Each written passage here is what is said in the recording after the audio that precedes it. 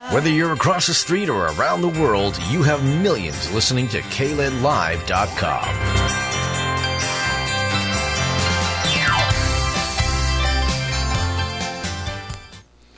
Ladies and gentlemen, good morning. This is your host Leo en KLEDlive.com.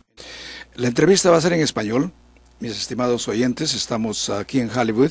Mi nombre es Leo, su host, y estoy en compañía de una persona interesantísima, con un currículum impresionante, y tengo el honor de entrevistarlo. Qué bueno que somos, creo que la primera estación en Hollywood que ha venido gracias a un compatriota peruano.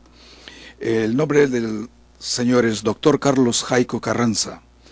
Cursó sus estudios primarios y secundarios en Perú, para luego iniciar sus estudios universitarios en Suiza, país que lo acogió en febrero de 1989. Trabajó arduamente y estudiando en la Facultad de Derecho de la Universidad de Friburgo, donde culminó sus estudios con mención honorífica cum laude. De la misma manera, Dr. Carlos Jaico Carranza ha sido uno de los primeros juristas latinoamericanos en obrar contra el maltrato familiar y la violencia de género en Suiza y Europa. Asimismo, sigue brindando su ayuda a compatriotas, hombres y mujeres, en situación de necesidad, luchando por los derechos de los peruanos en el exterior, así como de los llamados sin papeles, actividad que mantiene vigente en sus conferencias a lo largo del país y en los foros internacionales. Señoras y señores, con ustedes le presento al doctor Carlos Jaico Carranza. Buenos días, doctor. Buenos días, Leo Ventosilla. Es un grato honor de estar aquí en tu programa y pues saludar a través de estas ondas a todos nuestros compatriotas aquí en los Estados Unidos, en el Perú y en el mundo. Doctor Carlos Jaico, el tema de la política y la situación en Perú es tan extensa, y vamos a ser bien concisos en las preguntas y en las respuestas para cubrir lo máximo en el tiempo que podamos cubrirlo. Usted es presidente de Cambia Perú. Así es. ¿Cuál es la diferencia entre Cambio Perú y los cientos de partidos políticos peruanos? Bien, Cambia Perú es un partido, para empezar, del siglo XXI, con una filosofía basada en el respeto por la democracia y sobre todo en el respeto por el ciudadano, quien tiene que siempre elegir, digamos, lo menos adecuado para su realidad o lo que, digamos, menos le va a contribuir en su beneficio como ciudadano. Ahora, Cambia Perú lo que hace a través de estos años es convocar a aquellos peruanos exitosos, profesionales de éxito en el Perú y en el extranjero, y unirlos a esta causa, porque hemos partido de un punto bastante interesante de la realidad peruana, y es que nos falta ese recurso humano, nos falta ese capital humano en la política peruana. Y ahí, pues, evidentemente vemos cómo casos bastante tristes suceden, haciendo pues de la política peruana un lugar infrecuentable. Por eso es que hemos decidido convocar a todos nuestros compatriotas exitosos en el Perú y en el extranjero y traerlos a esta conformación política llamada Cambia Perú. Cuando su educación ha sido más en Europa, en Suiza, ¿y cómo haría el paralelo para un servicio en la política peruana? Bueno, es necesario de tomar los ejemplos de Suiza, por ejemplo, donde tenemos una democracia directa, donde pues el ciudadano vota por cada decisión que le concierne y está bastante interesado en lo que se hace. Lo segundo también es la meritocracia. Lo que he vivido durante estos años en Suiza, por ejemplo, es de que aquel que llega a ser político es primero un ciudadano honesto. Eso es lo primero. Lo segundo, tiene una hoja de vida pues bastante interesante, y lo tercero es que es un profesional de éxito. Quiere decir que tiene mucho que aportarle a la sociedad. No se crea, como lo hacen en nuestros países, que todo el mundo puede concurrir a la acción política. No es así. No porque tiene dinero o porque es el más hablador del barrio puede llegar a ser democracia. Aquí lo que necesitamos es gente profesional que sepa exactamente dónde debemos ir en los próximos 50 años. Usted mencionó algo bien interesante, la honestidad. La corrupción política en Perú tiene raíces por generaciones. Exacto. ¿Cómo cambiaría usted esa cultura corrupta, ya que recientemente el ex procurador Julio Arbizu, me perdona si no pronuncio su nombre bien, Arbizu o Arbazu, dijo que el 90% de presidentes regionales son investigados? Y eso es sin contar el Congreso, que la mayoría tienen cargos que ¿se han archivado o están en proceso? Así es. ¿Cómo haría ese cambio usted para más o menos ser aceptado y que vuelva la credibilidad, ¿no?, en el sistema por los peruanos? Mire, la corrupción empieza en los partidos políticos y eso debemos nosotros tenerlo bien, bien claro. Quienes inician esta labor de corrupción son los presidentes de los partidos políticos y las cúpulas dirigenciales. Entonces aquí, en términos de corrupción, usted sabe, las escaleras se barren de arriba hacia abajo, no de abajo hacia arriba. Y es ahí donde empieza el problema. Debemos barrer estas escaleras a lo alto de toda la gestión política que se tiene, ya que son ellos quienes permiten que gente con un pasado delincuencial o simplemente con intereses privados pues lleguen a situaciones de gobierno. Y eso es el problema en nuestro país. Basta con decirle, por ejemplo, los congresistas que están ahí y que tienen casos de corrupción, de tráfico de influencias, de nepotismo, pues, ¿quiénes los han elegido? Los presidentes de partido. Y lo peor de todo es que no controlan su actividad política. En ningún momento la controlan. Y al no controlarla, los dejan sueltos en plaza para hacer lo que se les da la gana. Y eso es algo que debemos cambiar. Cambia Perú lo que está haciendo es precisamente eso, actuar con 3 puntos básicos. 1, responsabilidad en elegir a aquel que formará parte del partido. Tenemos una gran responsabilidad, no podemos poner un irresponsable dirigiendo la vida de millones de personas. 2, instruirlo en los principios del partido, como decirle, pues aquí no se roba, aquí no se es demagogo, aquí no se manipula. Y lo tercero es la responsabilidad en controlar la actividad. No puede ser de que pues estos presidentes de partidos políticos dejen estos congresistas o presidentes regionales, por ejemplo, hacer lo que se les da la gana. Es por eso que hemos tenido tantos problemas y vivimos, por ejemplo, problemas como en Tumbes, Amazonas, Ancash, con el caso del señor Cajamarca, exactamente, donde vemos que prácticamente todo el mundo hace lo que quieren. Todos siguen una agenda personal, pero no una agenda nacional. Es por allí donde debemos empezar. Cuando usted dice debemos empezar, ¿cuál sería en breve? ¿Cómo sería? ¿Cómo sería eso? ¿Barrer, tomar un golpe de Estado, usar al ejército? Porque estos son raíces, ¿ah? Cada uno está, cada corrupto ahí, por no mencionar nombres, que tengo como 20 nombres, tiene sus raíces pequeñas, por allá, y son los testigos que están en contra de ellos, están en el mismo gobierno. Exacto. Mi punto sería claro, ¿cómo se empezaría? Bien. La mejor manera de empezarlo es con partidos políticos honestos. O sea, no hay mejor ley que la que uno se aplica a sí mismo. Y eso es lo que hacemos en Cambia Perú. Nosotros mismos escogemos a la gente. No es todo el mundo quien puede venir a Cambia Perú. Es Cambia Perú que va a buscar al ciudadano honesto. Le habla, le explica y lo invita a participar en Cambia Perú. Esa es ya la primera manera de lograr de que ese capital humano, honesto, trabajador, exitoso, pueda llegar a un partido y pues no hablar de política, sino hablar de proyectos de desarrollo, que es lo que necesita nuestro país. Ese es el primer punto que debemos hacer.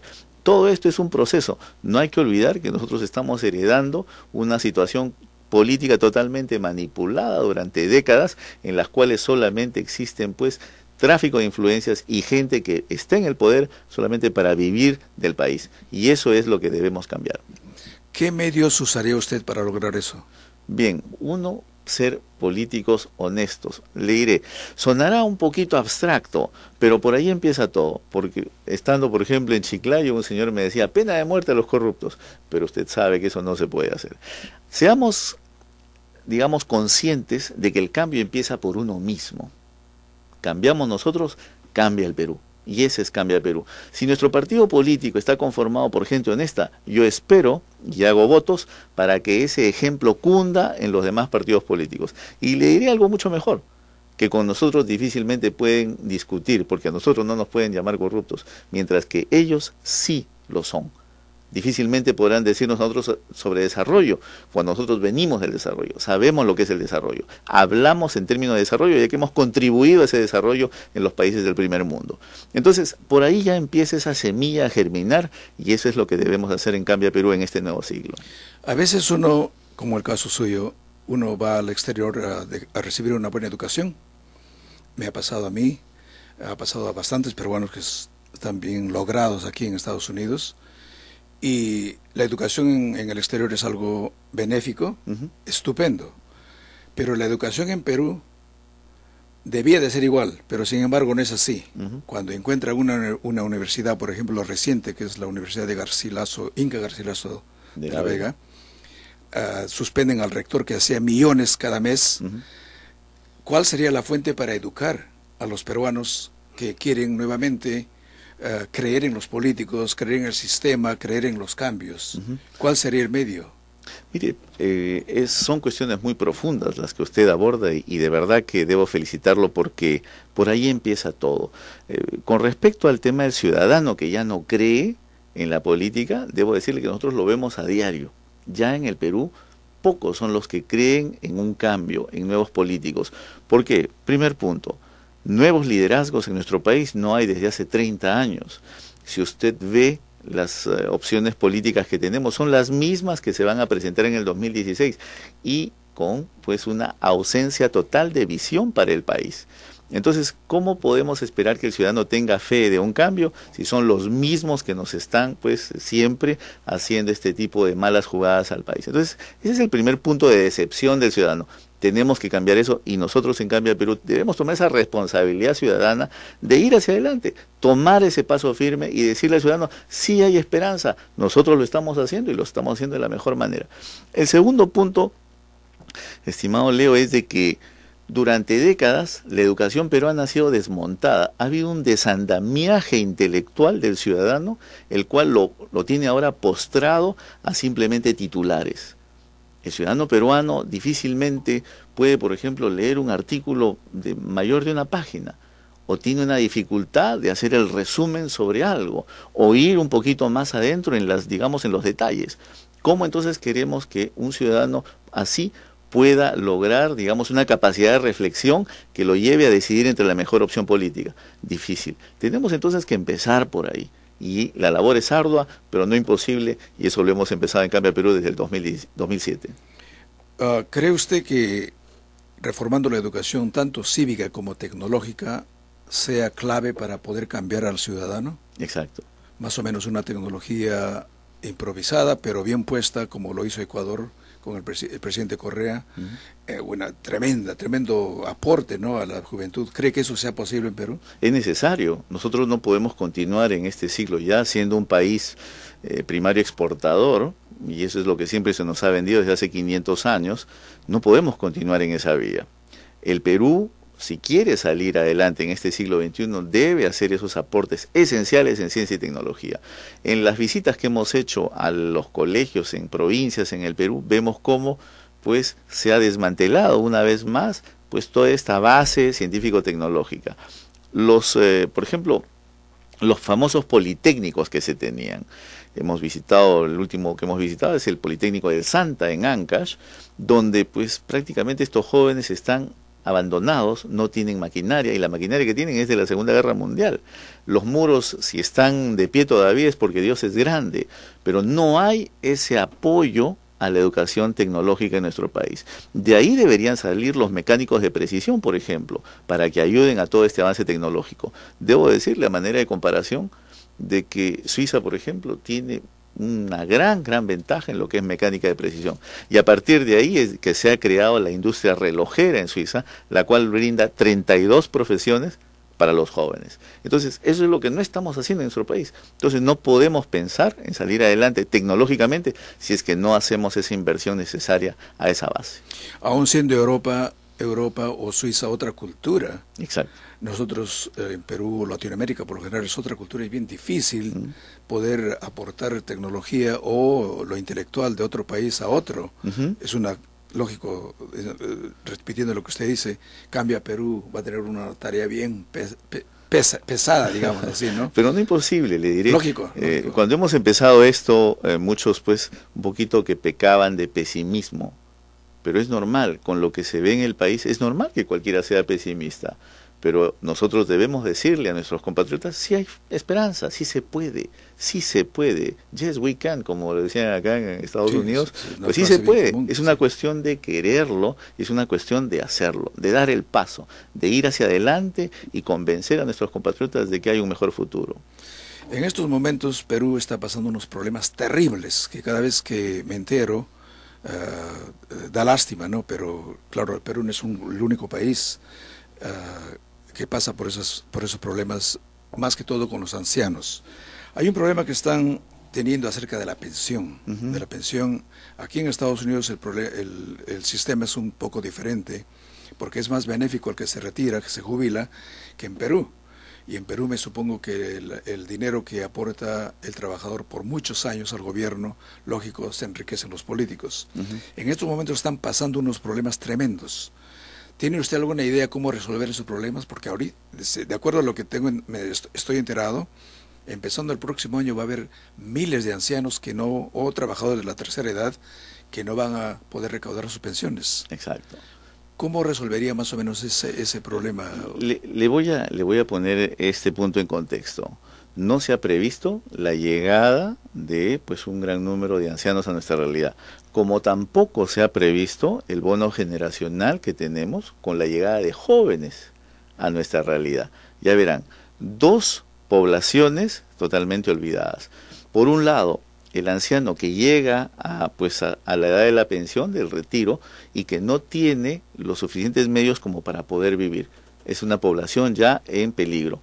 Segunda población también en peligro, este bono generacional con la juventud que está llegando a la realidad peruana y que sucede una vez al siglo, pero que tampoco se ha previsto porque evidentemente los políticos están pensando en otras cosas. Exacto. No tienen una visión a largo plazo. Estos jóvenes, por ejemplo, que llegan a la realidad peruana, ¿dónde van a estudiar? ¿Dónde van a estudiar? ¿Qué trabajos van a tener? ¿Qué profesiones van a poder ellos optar? Esas son las preguntas básicas que se deben hacer en nuestro país, pero que no se están haciendo hasta ahora. Nosotros pensamos que estas dos poblaciones son poblaciones sensibles y a riesgo y debemos tener toda nuestra mayor atención con ellos. Pues para esto, por ejemplo, los jóvenes necesitan todo lo que es más educación preparatoria. Porque hasta ahora, usted sabe, hay un vacío entre lo que es la escuela secundaria y la universidad. Todo el mundo prácticamente quiere ir a la universidad y es una cultura que debemos cambiar. Se necesita aquí jóvenes que tengan en la preparatoria ya esa posibilidad de elegir otras carreras, diferenciarlos para que ellos mismos puedan ir donde mejor se sienten capaces, ¿no? Entonces, eso es lo que nos está haciendo.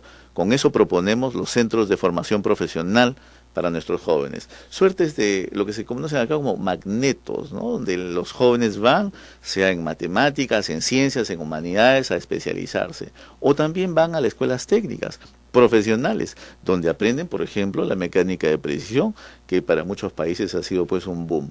Entonces, empecemos por ahí. Y para nuestros ancianos, ya ellos deben prever. Nosotros como gobierno debemos darle la posibilidad de prever esa salida, esa llegada, ese retiro, lo cual ahora con pensión 65 se está un poco paliando eso, pero creemos que debe hacerse mucho más por ellos. Otro problema bien grande, y como usted dice, ¿no? A lo mejor el gobierno, los políticos no han tenido esa visión de aquí a 10 años qué va a pasar, o se han preparado para el boom de la juventud, de los ancianos, de la tercera edad, que están viviendo ahora más tiempo. Otro problema bien grave son los problemas de los profesionales médicos. En estos momentos están en huelga, sí, sin importar, bueno, me imagino que les importa, pero ¿cuál sería la solución óptima para poder resolver ese problema entre el gobierno y ellos? Aquí usted ve que la cuestión de los médicos es una situación bastante clásica en el Perú, donde por un lado el gobierno rara vez se sienta a la mesa a discutir con las partes implicadas, y segundo, que deja de lado un área muy importante para el desarrollo del país, la salud.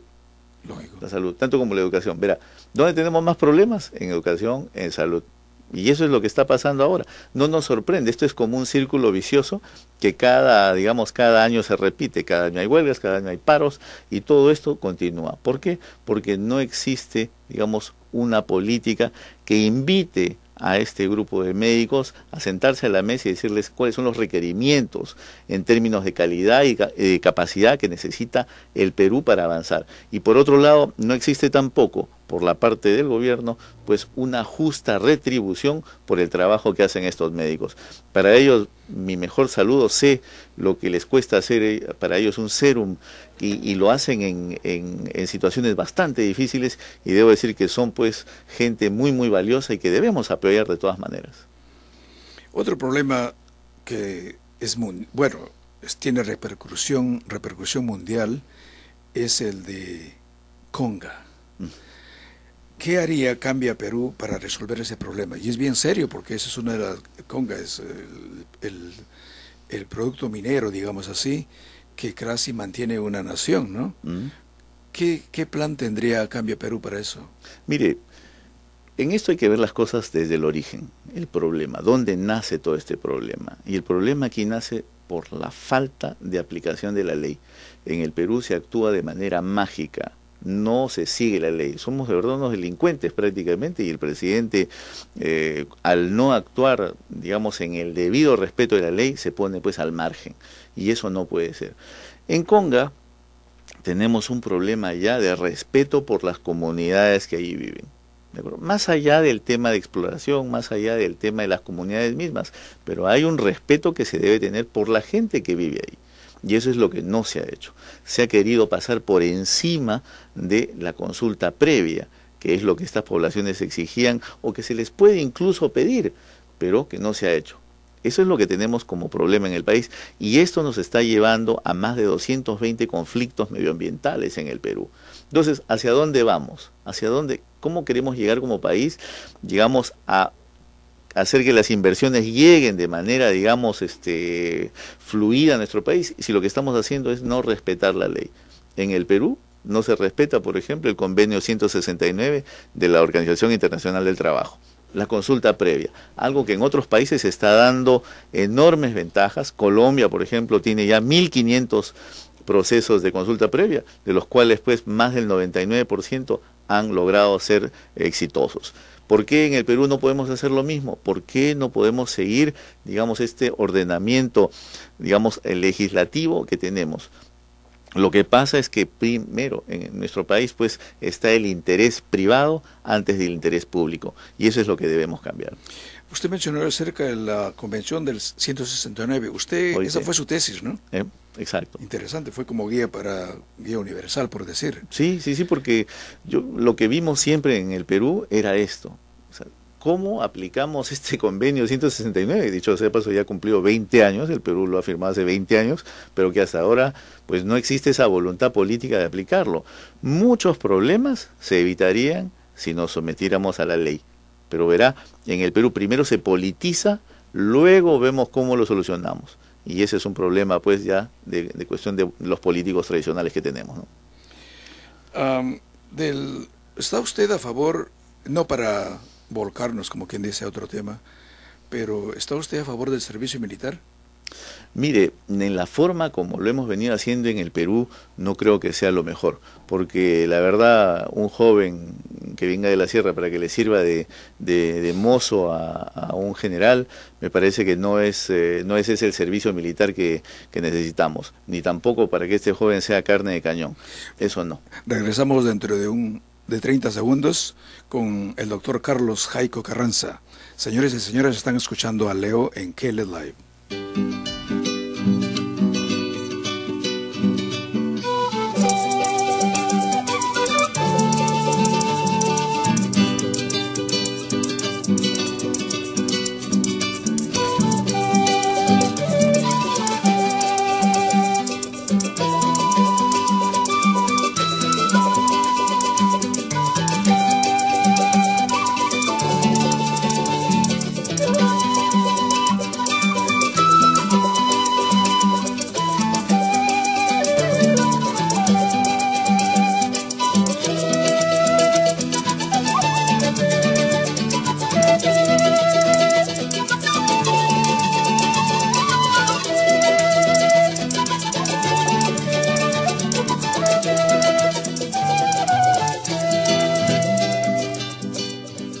Whether you're across the street or around the world, you have millions listening to KLEDlive.com.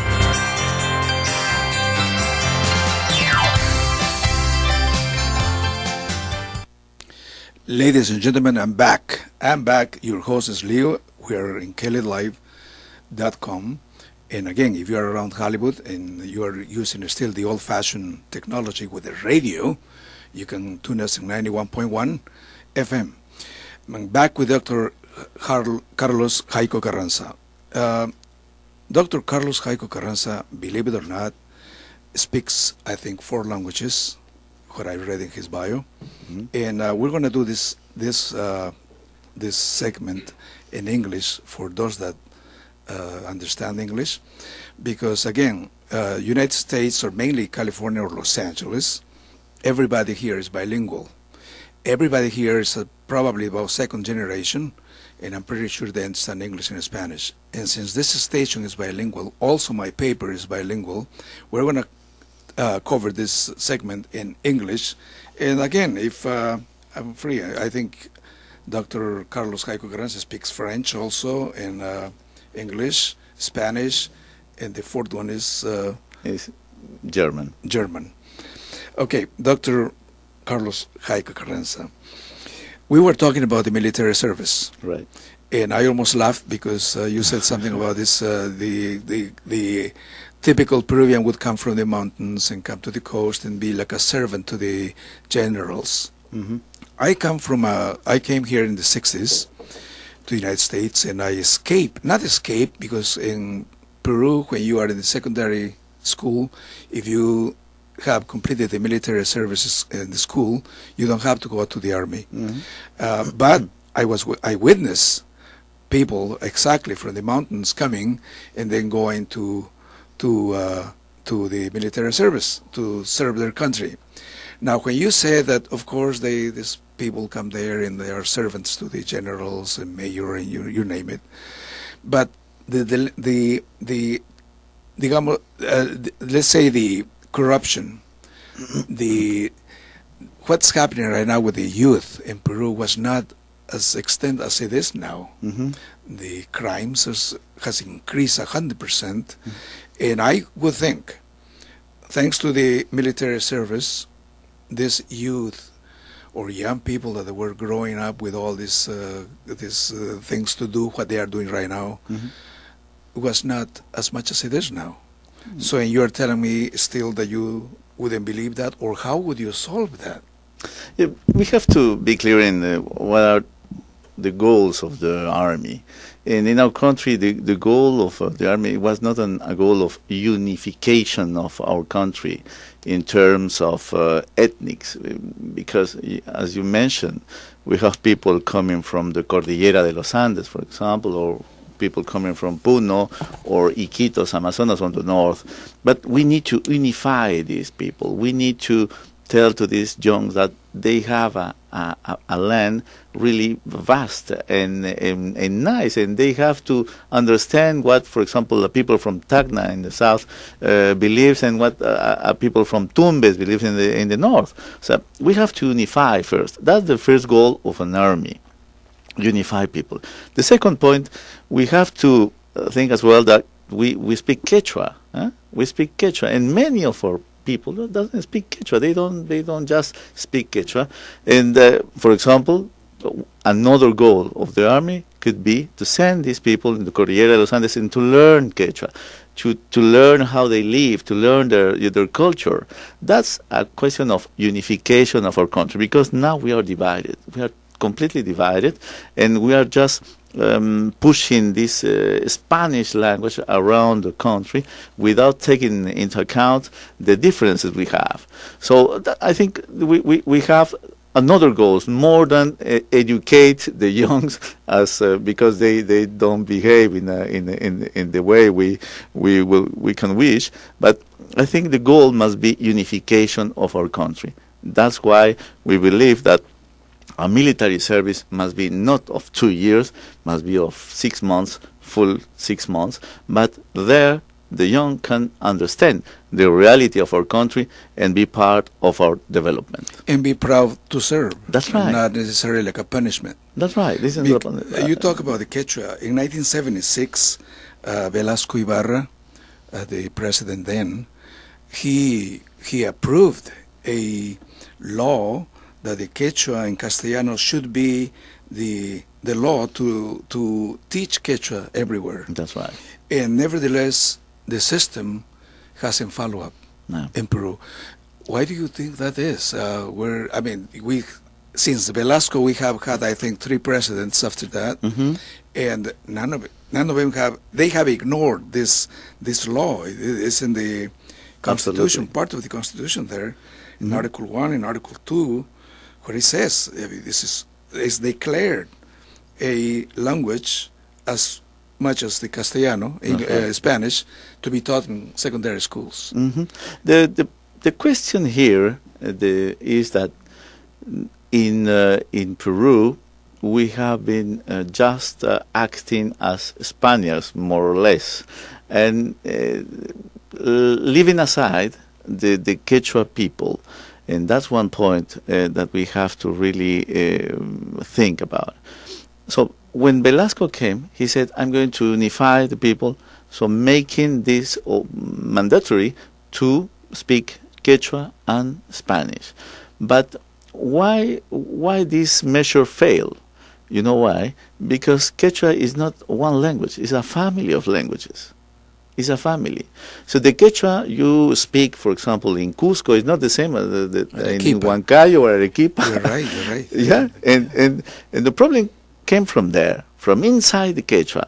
And always, for example, people from Cusco, they believe they use 5 vocals, and the other people think that they have to use 3 vocals. And that's the problem, the main problem inside the language. So how we unify a language when people inside, they don't want to be unified? Yeah. So that's one of the projects of Cambia Peru, is to begin with the Quechua as a lingua franca, a kind of language everybody can understand and everybody can speak around, so in all Peru. And that's one of the points we are working since 2007 and telling the people, our people, the Quechua people, we need to talk one language and we need to understand us first with one lingua franca. And that's what we have to do in this century. This way the people in the mountains would understand better what's going on. That's right. And even foreigners, somebody from the States, for example, wanting to learn Quechua, he can go there and he can learn Quechua without a problem. But now the problem is when you want to learn Quechua, what kind of Quechua you want to learn first? Right. Yeah, the Cusco one, the Huancayo one, the Moquegua one. So that's the main problem now. Yes, and other countries have solved this problem, unifying at least the roots of the language. But we don't have done this work. Would you put back the death penalty in Peru? I don't think so. No, I don't think so. Because the death penalty is try to kill the dog but not the rage. The problem is that we have to see where's the problem first. And when you see, for example, young criminals, it's because they didn't have enough education to make something good in life. That's the problem, the first problem. And if you want to avoid this kind of questions, embarrassing questions sometimes for politicians, so let's do death penalty, right? And we solve the problem, but it's not the solution. The problem remains the same, and you will have still young going to criminality, narcotics, and all this kind of problems. So we have to see the problem first at the source, not in the end of the problem. And like you said, if we have an honest politician, that would be a good example to emulate for anybody that comes, hey, you don't do it, I shouldn't do. Yeah. But here is somebody that's going to penalize you when he himself. It's happening. I mean, it's amazing. He escapes from law, he escapes from the tribunals, he escapes from everything. I'm amazed with the news that I get from Peru about the Congress, about these attorneys that are there. It's amazing. I mean, they have learned how to be crooks. They have learned in law school, of course, no offense to my buddies, attorneys, they have learned everything except say the truth, unless there's an evidence. Now, the evidence has 5 faces, so it's amazing. Yeah. What do you think about what's happening in Venezuela? I think it's a pity for a nice country as Venezuela. It's a pity, and I would say that they are now in a bad situation because ideologies are getting there in the place of reality, right? And that's the main fight we have in South America since last century. the fight between ideologies and reality.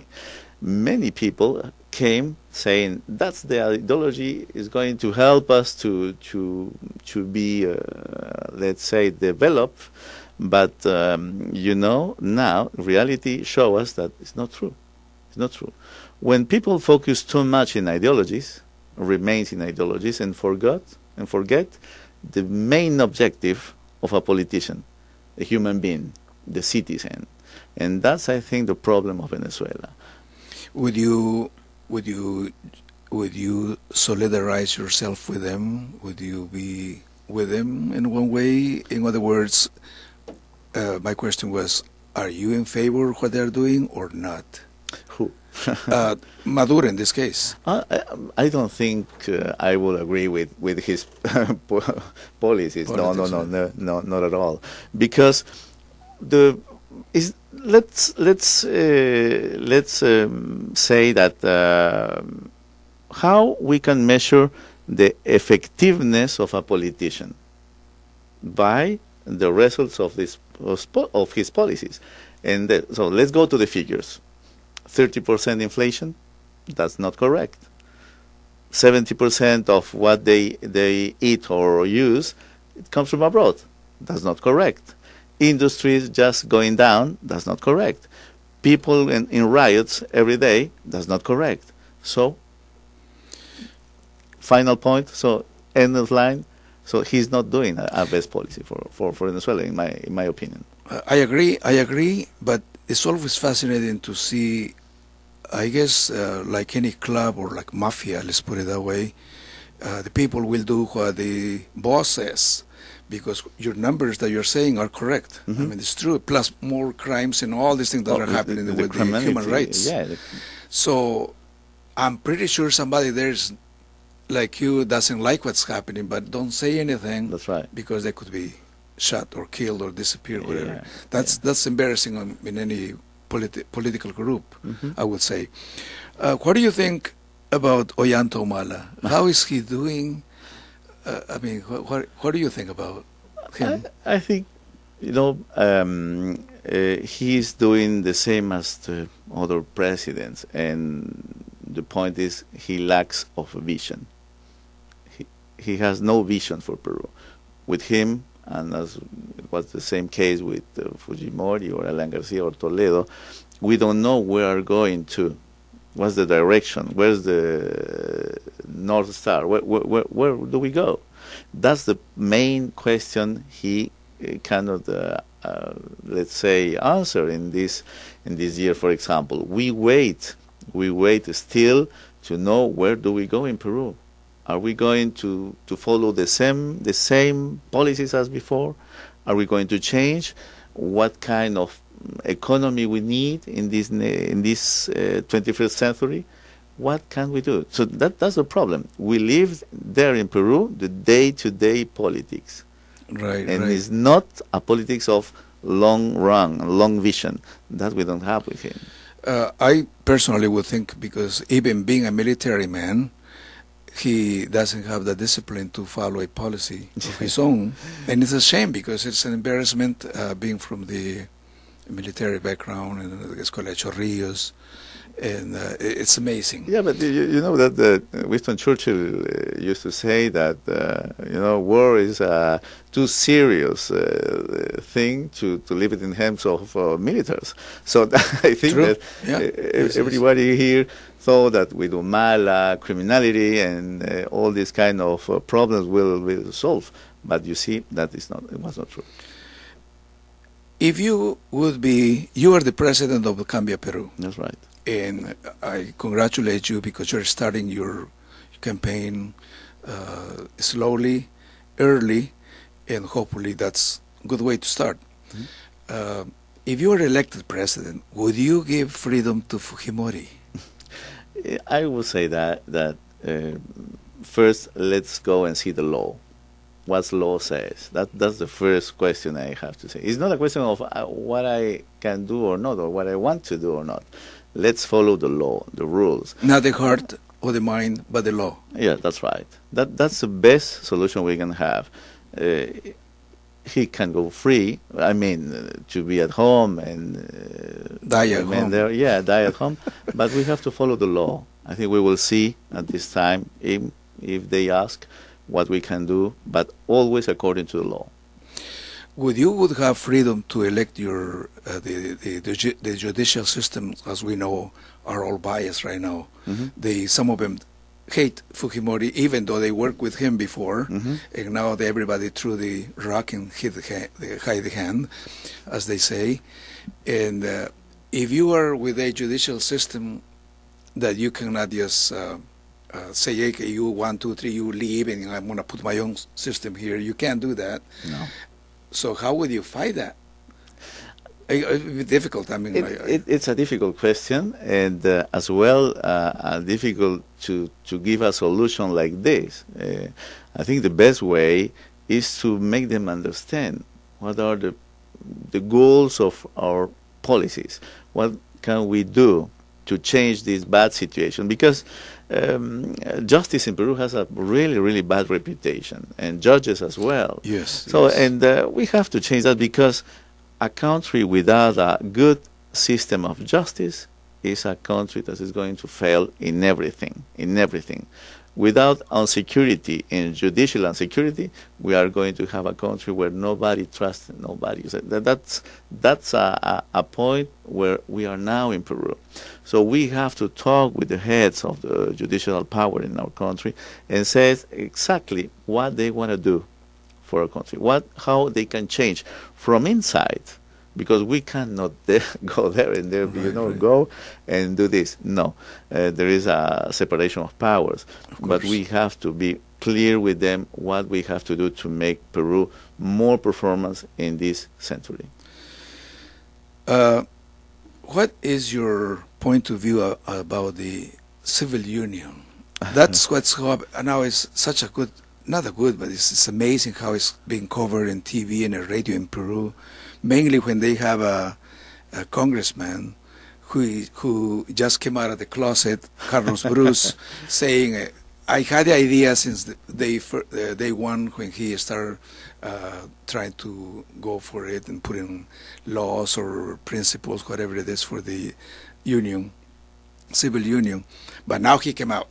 So now they feel really powerful in all this and all that. What is your view about that? My view about that is that it's a discussion we had to have in Peru. It's really, really important to discuss these kind of points.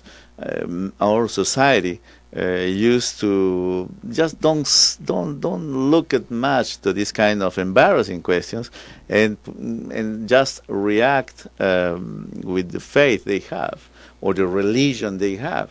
But I think it's good for our society to discuss about this without any passion, without any ideology behind, without any religion. We have to see what's the importance for our society.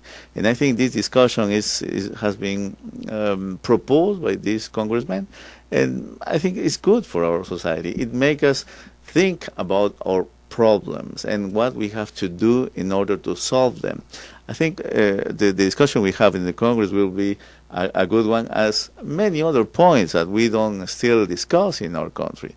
And I hope we are going to have a good discussion, and we will participate in that, giving our points, of course. Through the universities, probably with new programs, because that's the only focus that young people could have their education and be more intelligent. That's right. Because for some people, I think, like I have experiences, maybe you have also, going away from Peru in a foreign country, learning the system, learning the education. We see Peru or any other countries a small one. We see from a different vision. Yeah. And sometimes it's easy to solve, sometimes it's not. But as long as we are dealing with human beings, you have to be prepared. That's right. And honesty is like a shield to go any place. Yeah, that's right. Do you know Gustavo Adolfo Yamada Fukusaki? Oh, no.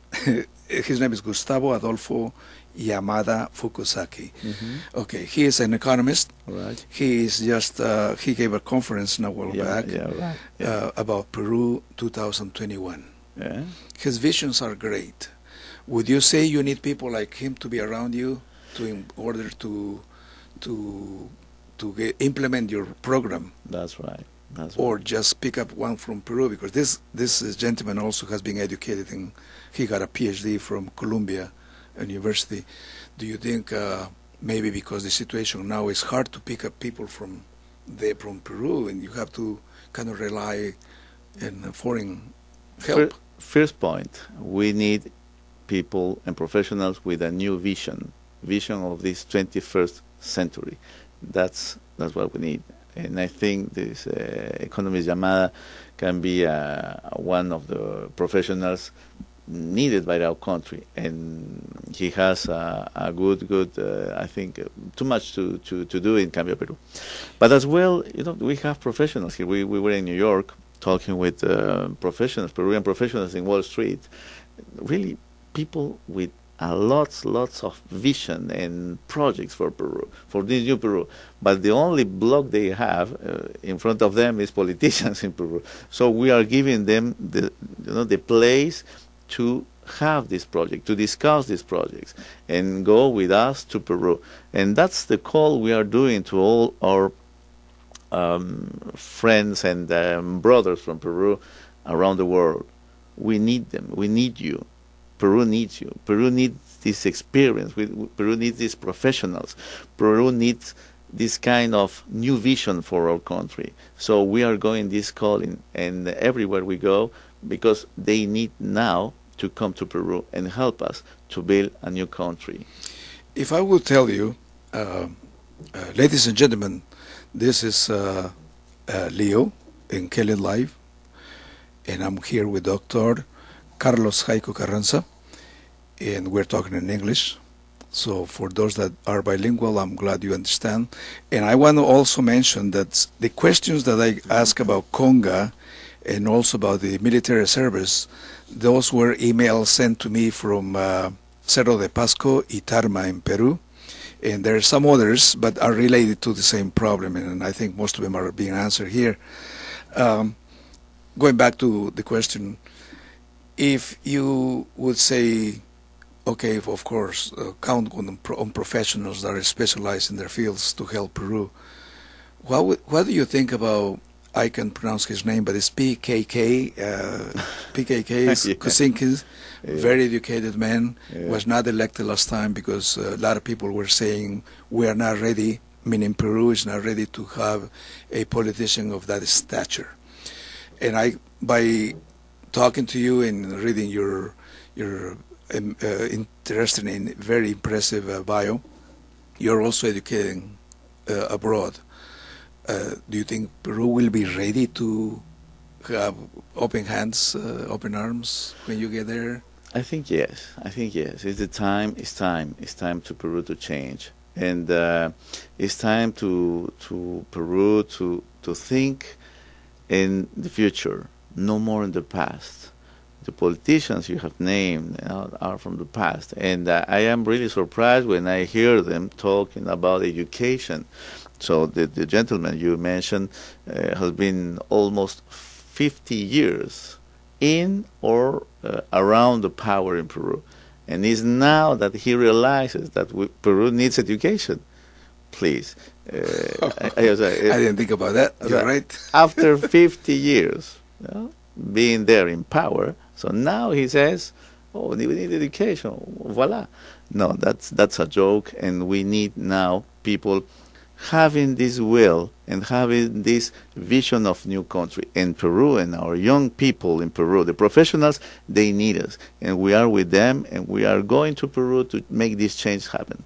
How would they do, the people that are listening and people that will probably call later through emails, and this technology is great. I mean, it's amazing how reach the masses here around the world. How would they reach Cambia Peru or you?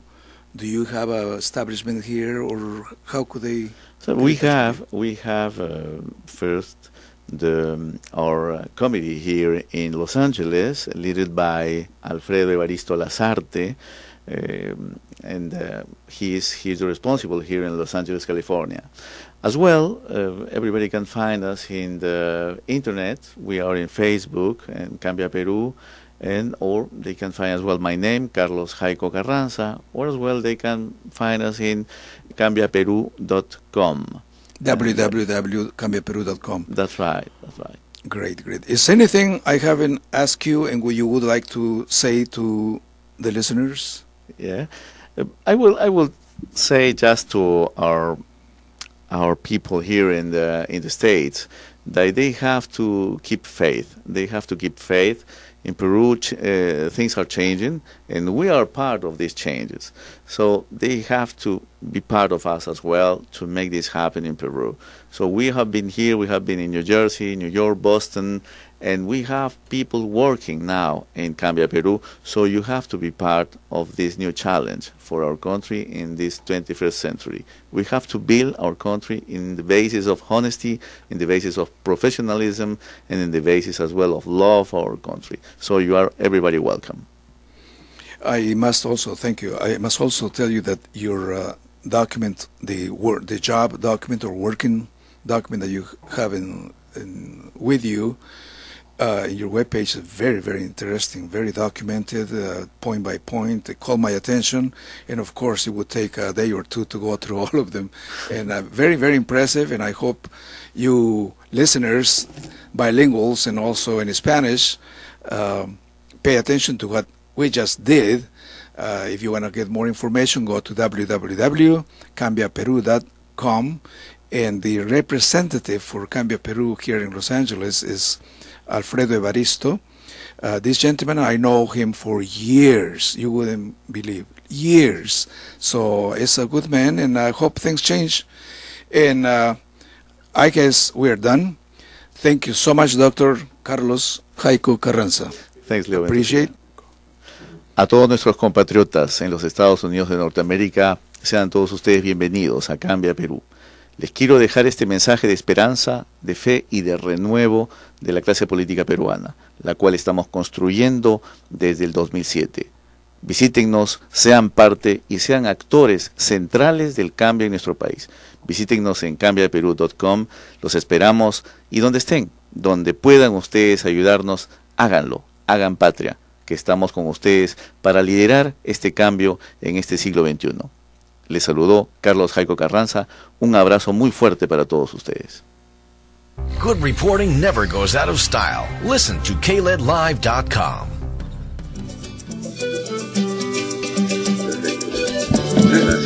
Gracias.